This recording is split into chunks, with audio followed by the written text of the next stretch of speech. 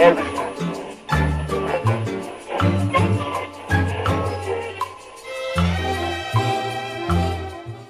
Luiz Schiavone Júnior, operário da comunicação, eterno aprendiz, servente e agradecido, começando mais um programa Grandes Nomes do Rádio na TV Câmara de Ribeirão Preto. Com grande alegria, aqui estamos recebendo dois extraordinários companheiros da Câmara Municipal e radialistas de excepcional valor.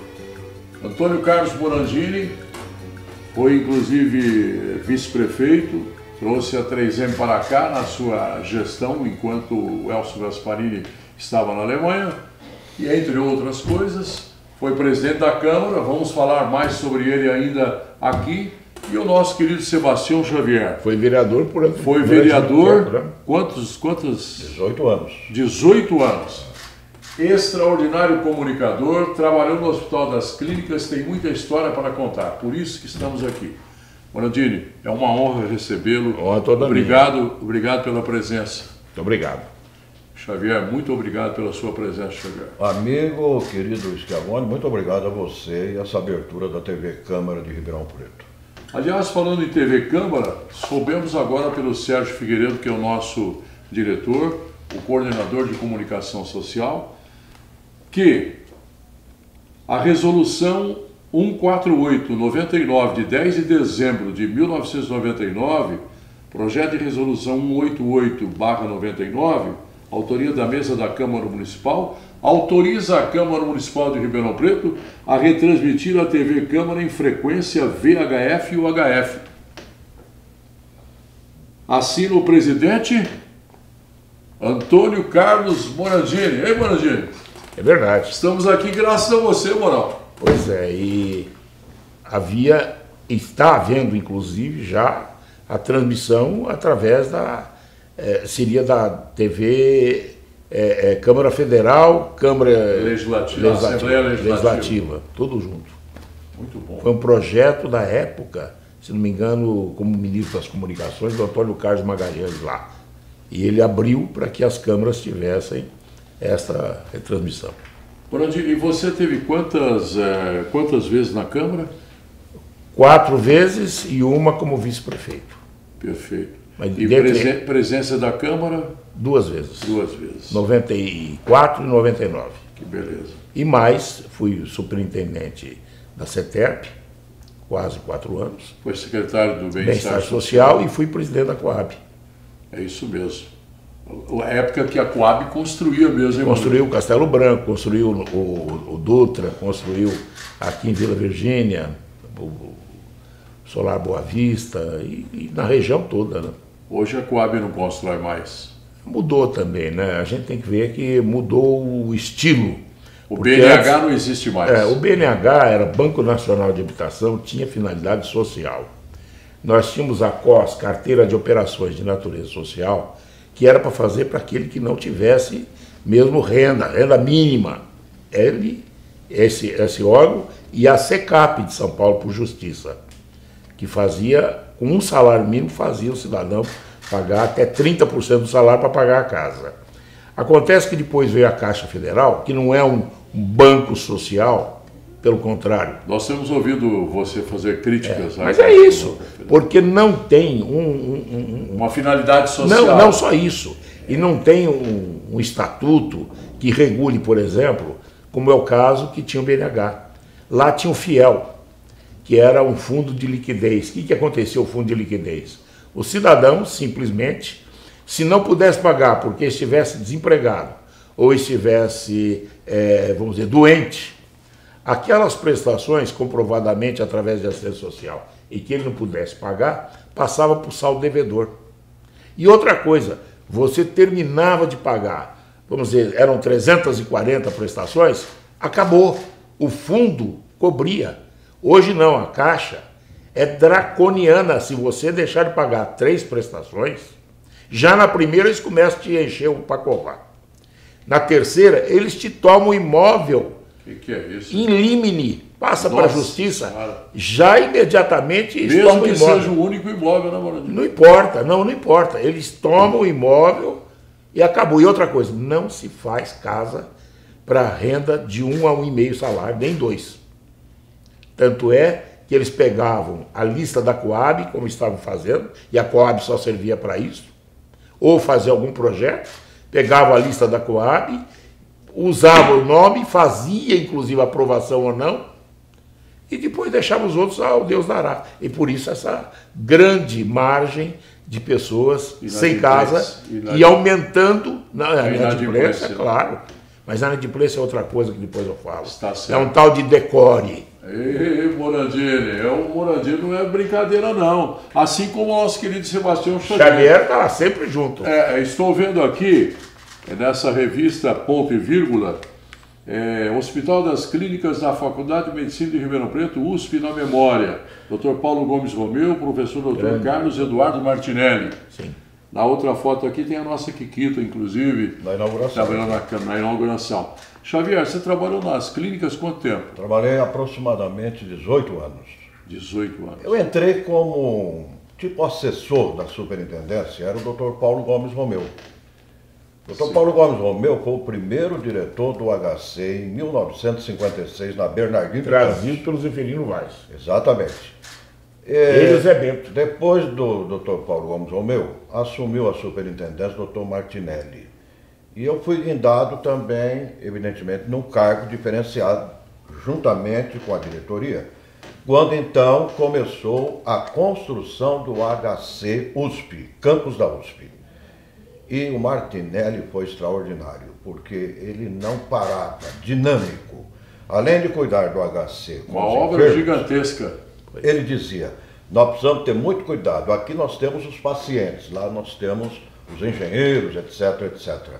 E em 1979 foi inaugurado, portanto, o HC lá na USP. Foi quando praticamente eu saí da vida pública, que eu fui servidor público durante 18 anos, e entrei aqui na Câmara, e ficando aqui também 18 anos, e completando agora também no rádio, igual o Morandini mais ou menos, 53 anos na comunicação. Ô Xavier, antes que passemos ao rádio propriamente dito, estou vendo aqui o vereador Xavier agradecendo o Quércia.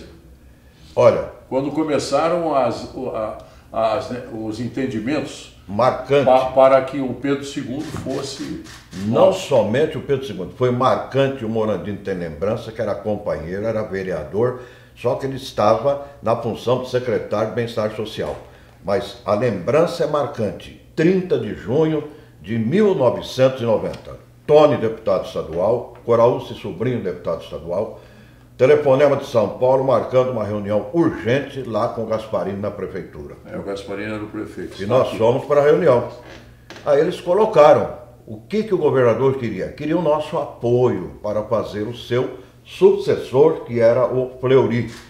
Em troca, vamos colocar... Estava com 1% na época. Exatamente. Em troca, vamos colocar a palavra troca, barganha, como queiram, mas transparente para a população. E aquela relação enorme, e o Gasparini falou, Tony, Coraúce, vocês são deputados, esse homem não vai cumprir.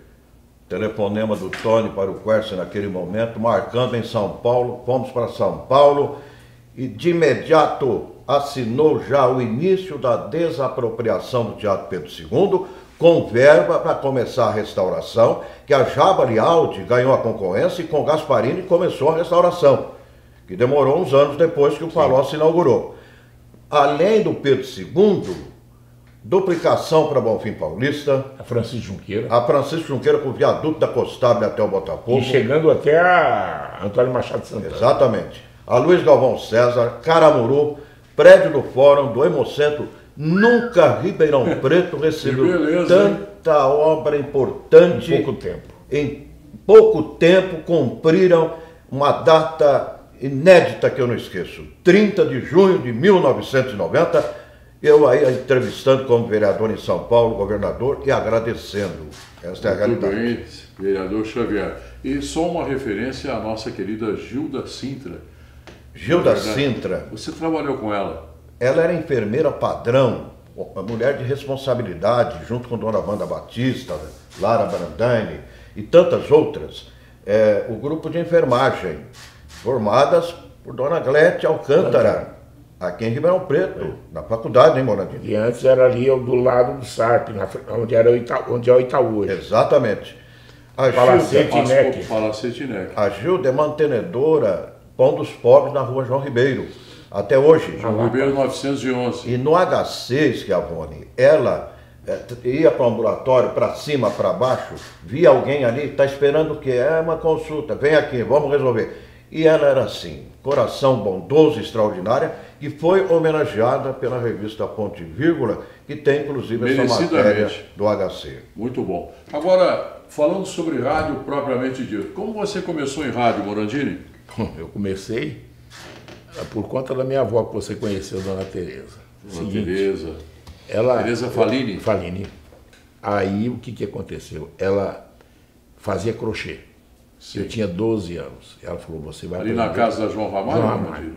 Você vai aprender datilografia, que é aquele tempo, não é o computador de hoje. Meu pai me pôs para aprender datilografia. Aquele tempo a datilografia era tudo. Must. Nossa. Aí ela me pagou na uma escola da Alvita, acho que era uma coisa assim, eu dei Vita, que era aqui de frente à prefeitura.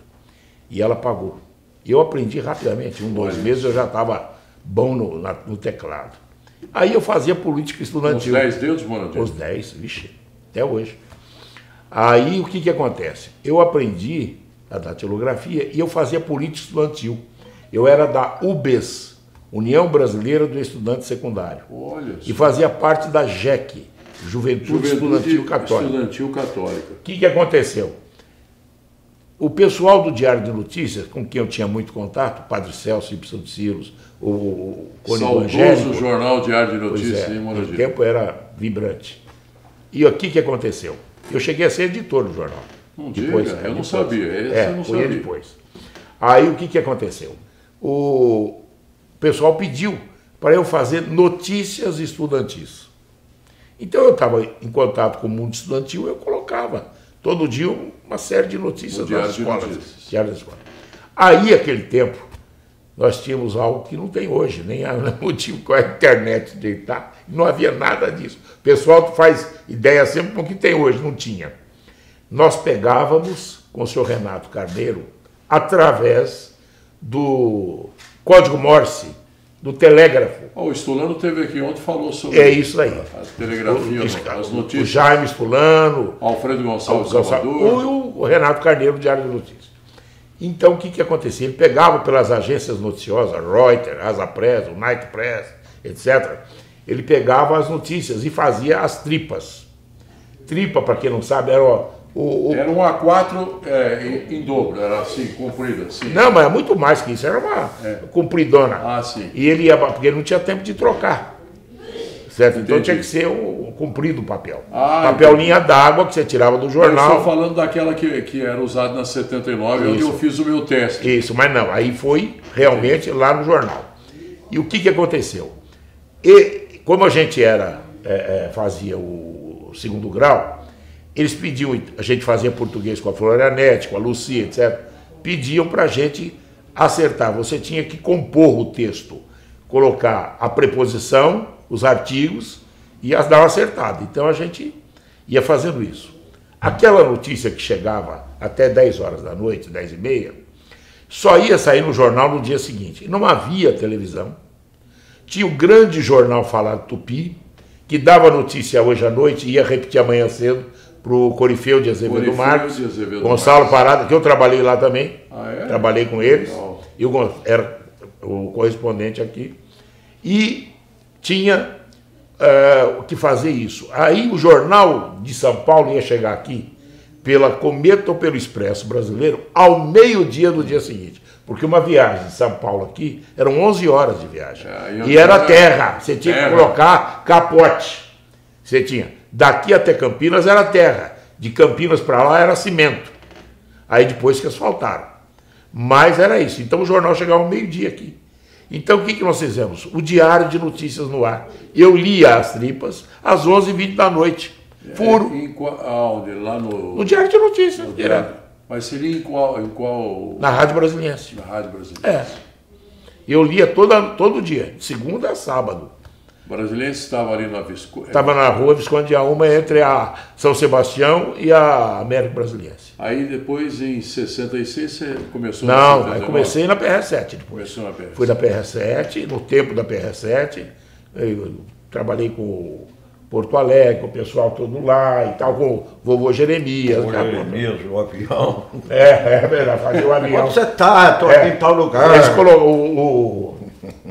os técnicos, o Geraldo também, o GG, eles colocavam o som de um avião e eu falava, ele falava, o vô Jeremias falava, onde você está? Estou passando aqui em cima do córrego do Retiro, que está totalmente lotado. E parecia que eu estava no avião mesmo.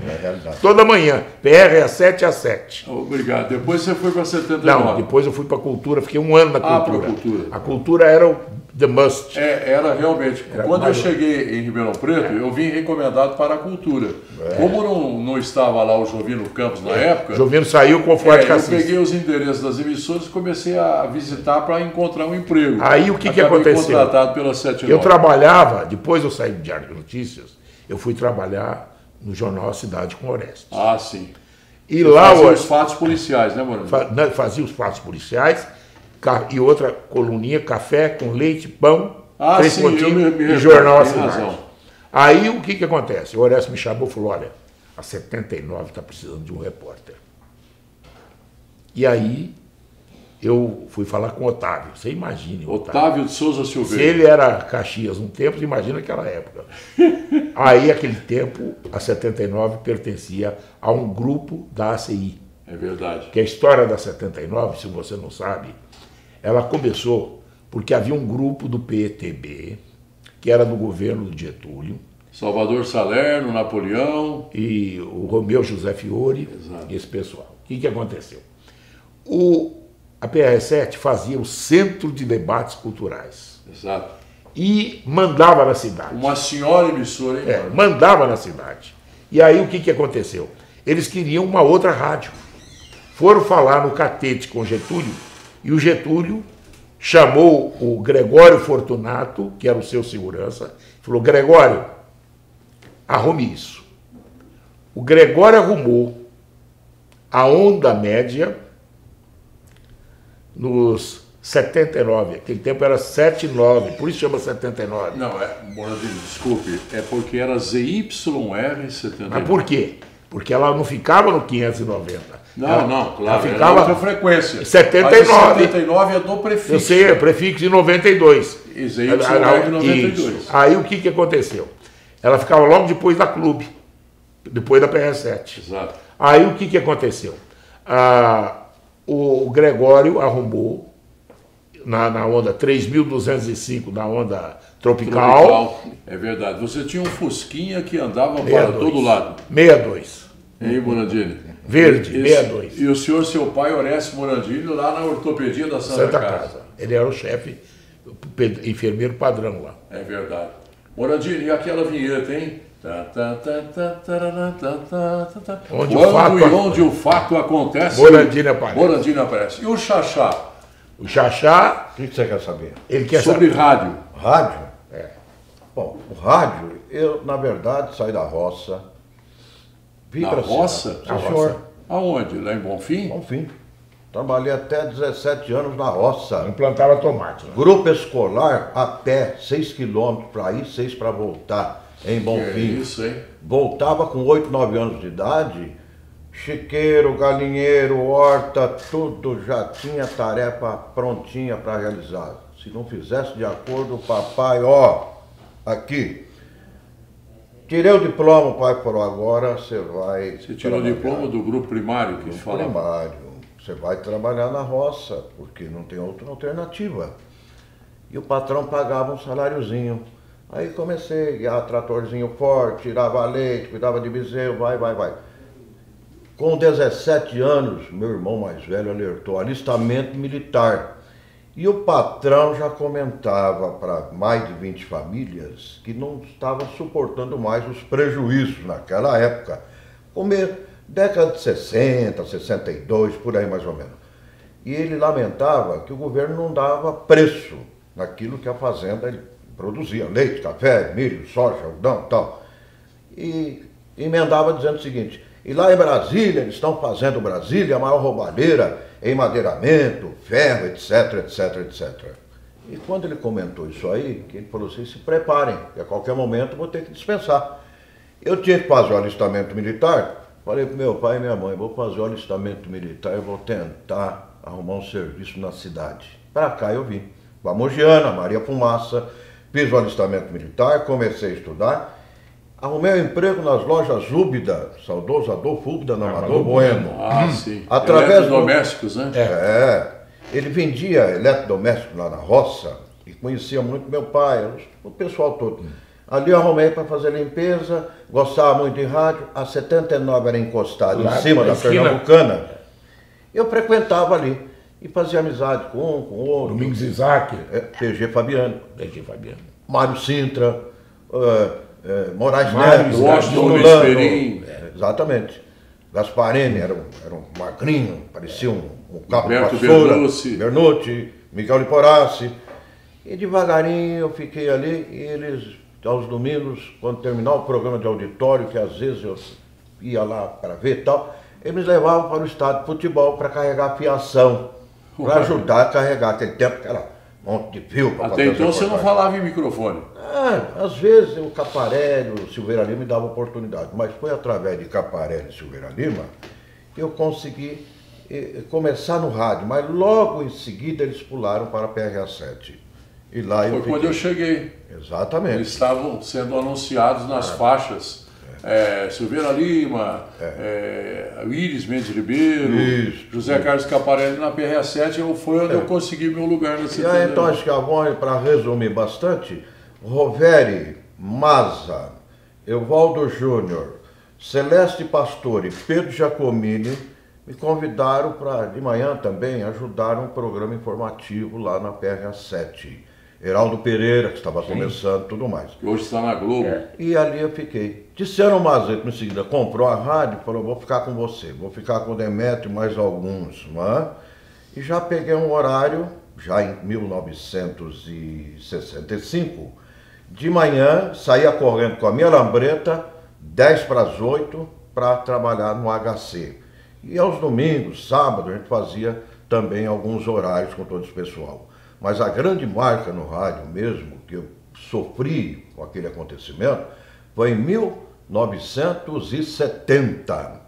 Falei no meu programa de rádio sobre os maus tratos a um preso no cadeão da Vila Branca, na Vila Virgínia, através de uma carta de uma mãe que lamentava o filho apanhado como ele apanhava, tudo arranhado, espancado, que ela ia participar de um assalto a uma panificadora? Por causa de um assalto a uma panificadora. Em companhia de outro elemento, né? Com certeza. E ela falou, tudo bem, ele fez coisa errada. Eu interpretei aquela carta no ar, não demorou meia hora, o camburão foi lá me pegar. Tá brincando? Sim, e eu fui lá pro fórum do lado da prefeitura, que era do lado da prefeitura. O fórum era na Cerqueira César. Fiquei horas e horas, Morandini Schiavone, ali numa sala, ouvindo barbaridades, que era a época da ditadura. O senhor não pode fazer isso. É liberdade de expressão. Está proibido. O senhor vai ser marcado aqui, patatê, aquela coisa toda. Demorou, de repente chegou Roveri como advogado e o Tiziano Mazeto, proprietário, que era capitão do Exército, de reserva do Exército, me tiraram de lá. Aquilo foi marcante na minha vida, porque eu sempre defendi a democracia. Mas uma coisa eu posso dizer, que a gente lamentável, o Morandini sabe perfeitamente, você que é da comunicação, a liberdade de expressão eu não aceitava, você ter que engolir, não poder falar aquilo que acontecia. Mas do resto, meu amigo, eu sinto saudade, sim. Eu saía de casa de madrugada, largava a minha mulher no emprego, ninguém assaltava, mureta desse tamanho, você andava pelas ruas, você não tinha problema algum. Foi complicada a ditadura para quem queria desafiar, porque toda ação tinha uma reação. Do resto, eu não me queixo, hipótese alguma. Quem era de direita, quem era firme, correto, honesto, trabalhador, que não mexia com ninguém, não tinha problema. Agora, quem queria bagunçar, encontrava realmente até perseguições que a gente lamentava profundamente, causando as mortes. Né? Essa é verdade. Morandini. Então, só para concluir, sim, foram 30 anos de PRA7 Clube, 1995, 1965 a 1995, e 23 anos de rádio CMN. Onde você está até hoje? Em que horários, Xavier? O horário muda muito, você sabe como é que é rádio.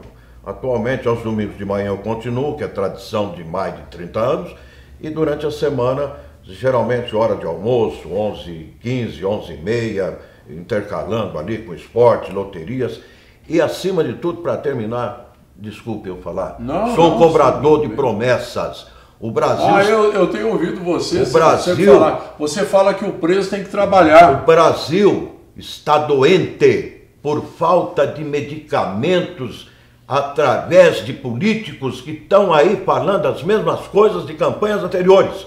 Ninguém fala, meu amigo ouvinte, de uma prisão perpétua para quem tira a vida de alguém, a não ser em legítima defesa. Ninguém fala de uma reforma política com apenas 3 partidos, que eu já defendia como vereador, centro, esquerda e direita, sem coligações, e a porta aberta da barganha, da corrupção. Aproveitamento de servidores de carreira, galgando cargos, inclusive de ministérios. Tem que mudar esse país. Começa tudo por aí. Eles não dão medicamento, só fica nhenhenhen de cá, coliga de cá, 40 partidos. Nós não vamos melhorar nunca esta nação do jeito que eu estou vendo isso aí. Sebastião Xavier é o nome dele. Morandini, o que você pensa sobre isso? E mais, hoje você está no rádio, num sistema de multiplataforma, no Grupo Tati Comunicação. Sim. É meio-dia, Morandini? Não, 11 horas. 11 ao meio-dia. 11 ao meio-dia. Era da meio-dia a 1, mas com horário político, sim, tem que afastar um pouco. Então, eu acho que nós vivenciamos esse tempo. A gente se manifestou quando do AI-5, apanhamos da polícia, certo? Tivemos um arcebispo aqui que foi macho, que foi alguém que defendeu os estudantes e aqueles que estavam na rua, colocando o seu peito na frente das cabeças de cavalos, inclusive sendo empurrado quase. Como é que é o nome dele, Morandini? Dom Frei Felício César da Cunha Vasconcelos.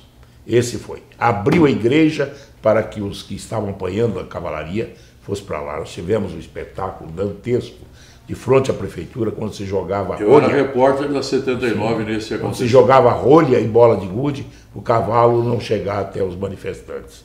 E a prefeitura também foi invadida para que eles não apanhassem. Mas houve uma manifestação contra o AI-5 em Ribeirão Preto, que ficou marcada. Morandini, mas hoje, 2018, eleição presidencial importantíssima para o governo do Estado, sim, 2 senadores, deputado estadual, deputado federal. Olha, eu não acredito mais se não houver uma reforma radical, não tem jeito. Porque aqueles que parecem ser bons hoje, o que acontece? Quando entram lá, eles se misturam. Hoje está dessa forma. Se você soubesse como a salsicha é feita, eu vi você falar isso como a política não articulada, comia mais salsicha e nem votava. Não votava mais. Mas, Morandini, agora eu vou apresentar a você um pensamento que... Se bem que tem uma coisa aqui, quanto menos o pessoal vota, sim, mais os malandros cooptam com menos dinheiro aqueles que... Você falou isso e nós colocamos no nossa observação. Agora, Ferdinand Lassalle, apesar do nome francês, um alemão nascido em Breslau, disse que a verdade, aliás, foi um dos primeiros autores a falar da Constituição. Ele disse: a verdadeira revolução se faz pelo voto livre, direto, secreto, universal. É livre. Tem outro jeito? Tem outro jeito esse voto aí. Você acredita nas urnas? Não, aqui eu perguntei ontem para o Saulo e para o Besquisa. Eles não acreditam. Não acredito. Por que não fizeram o voto impresso? Pois é, eu não acredito. Quando nós perdemos a campanha do ano 2000... Você lembra, falando, Moura, desculpe, voto impresso, MDB e Arena, ele tem lembrança, você também. Eram 2 partidos, você votava de vereador até presidente da República, não complicou a cabeça de ninguém, 2 partidos. Agora tem uma coisa, então, o que aconteceu? No ano 2000, quando nós perdemos a eleição para aquele contexto, Duda Mendonça, João Santana, Palocci, eu recebi um telefonema de um cidadão que falou assim: eu participei das eleições, só vou te dar um alerta. O computador é burro, inteligente é a pecinha que está atrás dele. Se você programar que a partir de tal hora os votos vão para... Todo voto que você bater para um vai cair para outro, bate. Eu sei. E quantas vezes você ouviu dizer que a pessoa reclamava porque a tinha votado num, apareceu outra cara? Exatamente. Outra coisa, eu encontrei com um cidadão fora, no exterior, Proença, sobrenome Proença, que é de Cuiabá. Foi ele quem elaborou o hardware das urnas. Dizem que as nossas urnas são as mais atrasadas possíveis, são de primeira geração. Por isso que não estão funcionando as urnas eletrônicas. Aí o que acontece? Ele me falou, eu perguntei para ele, me dá uma entrevista, Proença. Ele falou, não vou dar. Até a Globo me pediu, não vou. Agora me diga uma coisa, tem jeito de fazer alguma coisa? Ele falou, tem. Eu vou te explicar como. Se chegar no fim ele falou de um jeito, ele não falou do outro que o cidadão me telefonou. Mas tem uma coisa, quando chegar 4, 5 horas, quando não tiver ninguém, se o secretário e o presidente da estiverem de acordo, eles pegam os votos que não foram dados a ninguém, o eleitor que não foi, e coloca na urna quem eles quiserem. Se a turma, e normalmente eles fazem, estiver unida, eles fazem, um digita e o outro confirma e tal, e faz isso. Ele sempre falou. Os partidos, quando chega no final, abandonam as rédeas rígidas. Entendi. Ou as regras rígidas. E nessa hora é que eles se aproveitam. Muito bom. Nós já estamos terminando, mas gostaria de saber, Sebastião Xavier, querido amigo, companheiro, irmão pelo coração, você gosta do rádio, acredita no rádio? Gosto do rádio, acredito no rádio, gosto da política. Até hoje, neste meio, eu tenho, logicamente, as minhas colocações e continuo defendendo publicamente. Não vamos mudar esse país enquanto não tivermos enxugamento. Apenas 3 partidos, volto a repetir, centro, esquerda e direita, sem coligações, com aproveitamento de servidores de carreira em diversos cargos, inclusive ministérios. Prisão perpétua, sou contra a pena de morte, mas a prisão perpétua... E o trabalho forçado, né, vamos assim dizer. A prisão perpétua... Só o trabalho basta, não precisa ser forçado. A prisão perpétua, cidadão não vai ter defesa. Para quem tira a vida de alguém, a não ser em legítima defesa. Reforma, sistema carcerário penitenciário, isso aí já era. Colônias agrícolas, mais espaço para o cidadão poder descansar, dormir, tomar um banho, mas vai plantar para comer. Ninguém fala. É tanta coisa aí na televisão, promete isso, promete aquilo, promete não sei o quê, promete não sei o quê. O povo está já por aqui. Você é a favor da redução da maioridade penal? Sim, sim. Perfeito. Porque eu, quando tinha 12 anos, já sabia o que era certo, o que era errado. Agora precisamos entrar muito na área de papai e de mamãe. Pai para um lado, mãe para o outro. A educação começa em casa. Escola é ensino. Escola é ensino. Educação é pai e mãe. Tá certo? Certinho. E você, Morandini? Olha, eu tive um exemplo aqui em Ribeirão Preto que foi muito marcante. Foi o sítio Pau d'Alho. Os irmãos maristas implantaram um sistema em que os meninos que delinquiam ou que faziam qualquer coisa em tenra idade até na adolescência eram levados para lá. Tinha 2 assistentes sociais e tinham os que estavam para acompanhar os meninos. Eles eram, primeira coisa, acordavam pela manhã, iam para a horta plantar. Depois podiam tomar um banho e nadar. Em seguida iam para a escola. Na volta, eles tinham que fazer as lições e trabalhar mais um pouco, jogar água nas plantas, etc. Tal. Segundo os irmãos que tomavam conta lá, quando chegava a hora do jornal, não chegava a hora do Jornal Nacional, ninguém estava acordado. Um brinco, eles tomavam conta, a cama era vincada, o lençol perfeito e outra coisa, acompanhavam ao depois, assistente social acompanhava ao depois o desenvolvimento de cada um e a família também, sabe o que aconteceu? Você não tinha um cidadão que o pepino entortava, quer dizer, o pepino não entortava, estava sempre certo, por quê? Porque não dava errado. Está certo.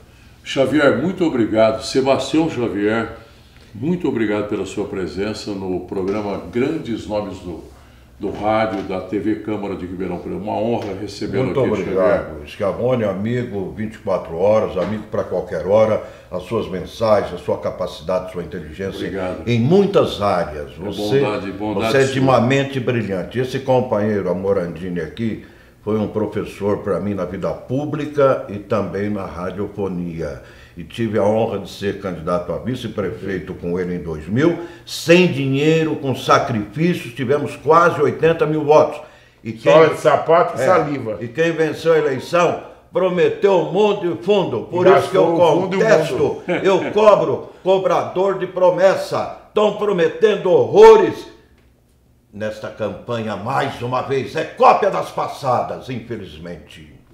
Prazer, Morandini, muito obrigado. Obrigado a você, obrigado ao Xavier. Prazer muito grande tê-los aqui. Você, particularmente, que nós tivemos muitas lutas juntas. Muito bom. Somos irmãos também pelo coração. Morandini, muito obrigado. Agradecemos Jonatas Cavalcante, operando a máquina, e a nossa Tatá, a carioca de Vila Isabel, a Thaísa Coroado nas fotografias, e ao Serginho Figueiredo, nosso diretor, produtor Marcos Tarlá. Obrigado, senhor, por mais esta edição de Grandes Nomes do Rádio na TV Câmara de Ribeirão Preto, berço mundial da aviação.